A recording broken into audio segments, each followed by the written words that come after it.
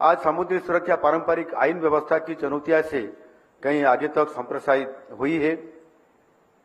इसमें critical infrastructure की सुरक्षा, maritime domain awareness, cyber resilience, पर्यावरण की सुरक्षा, disaster management, search and rescue, समुद्री संशोधनों का उपयोग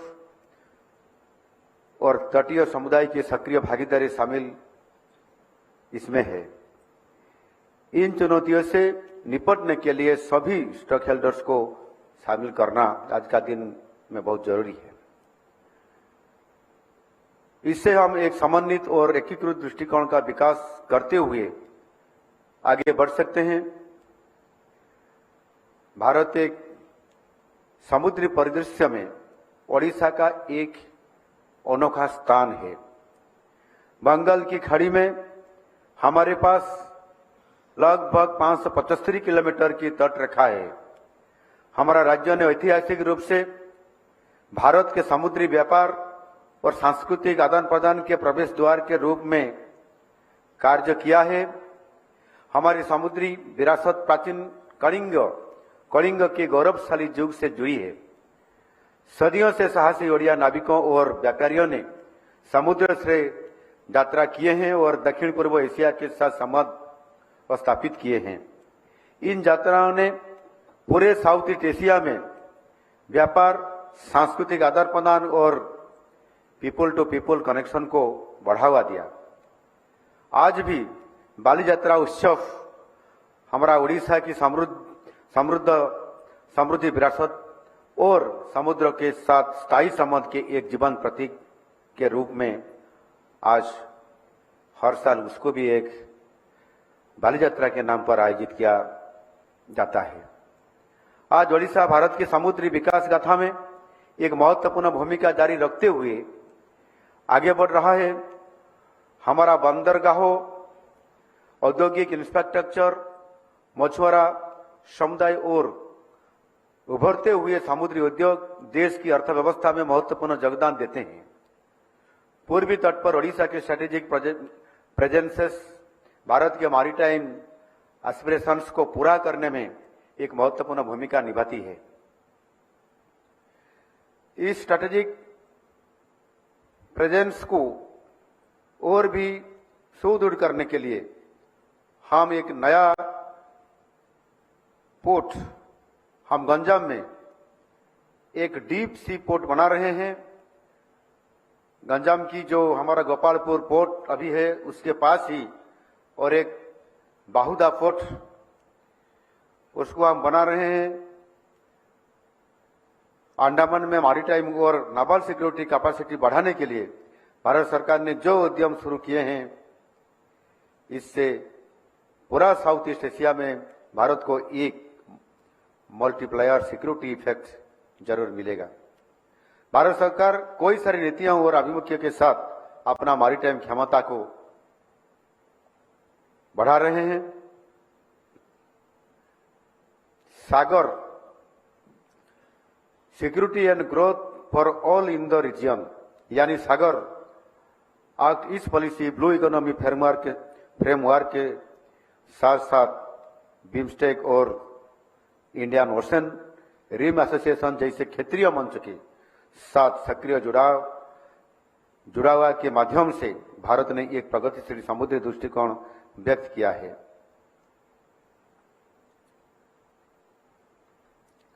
ओडिशा सरकार इन राष्ट्रीय उद्देश्यों को समर्थन देने के लिए पूरी तरह प्रतिबद्ध है।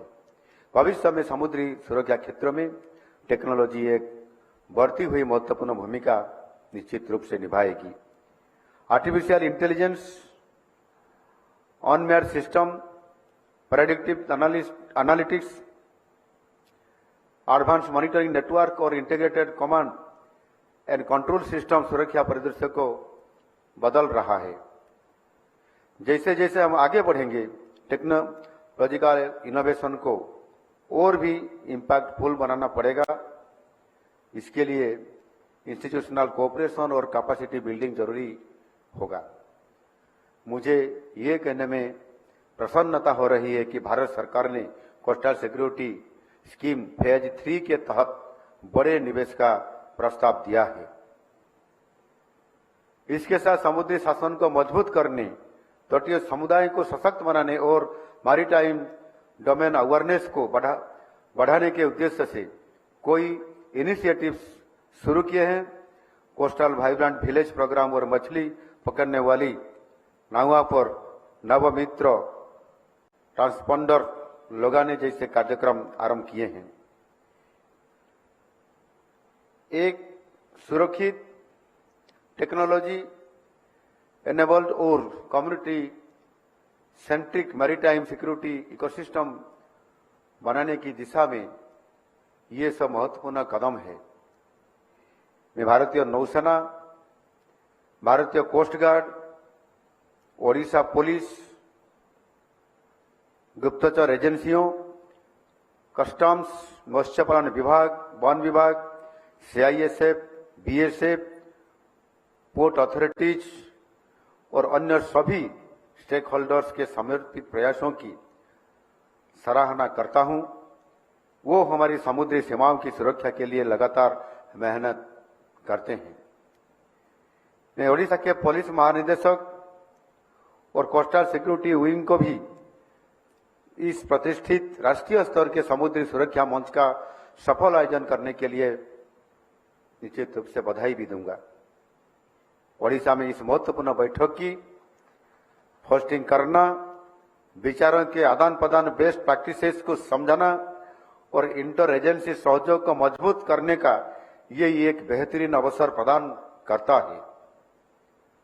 मुझे पूरा विश्वास है कि इस बैठक के दौरान होने वाला विचार विमर्श भारत के समुद्री सुरक्षा ढांचे को मजबूत करने और एक सुरक्षित स्थितिस्थापक और समुद्री भविष्य के लिए हमारा लक्ष्य को आगे बढ़ाने में सहायक होगा।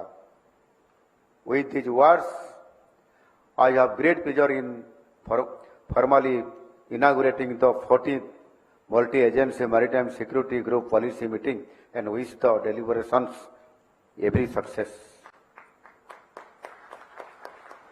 I hope that the delegates will also experience the rich cultural heritage, warm hospitality and vibrant traditions of Odisha during their stay.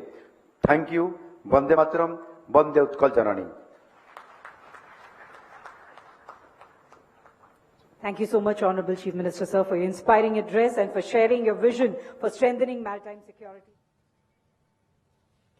Multi agency सामुद्रिक सुरक्षा ग्रुप ये बैठक जारी रही। जो बैठक में मुख्यमंत्री मोहन चरण माझी निजर अभिभाषण रखुले, जार सीधासलख दृश्य दर्शक बंधु आपने देखुले। Choose excellence. Choose Kripajal Engineering College. Admissions open for Diploma, B.Tech, M.Tech, MCA, MBA and PGDM. Apply now.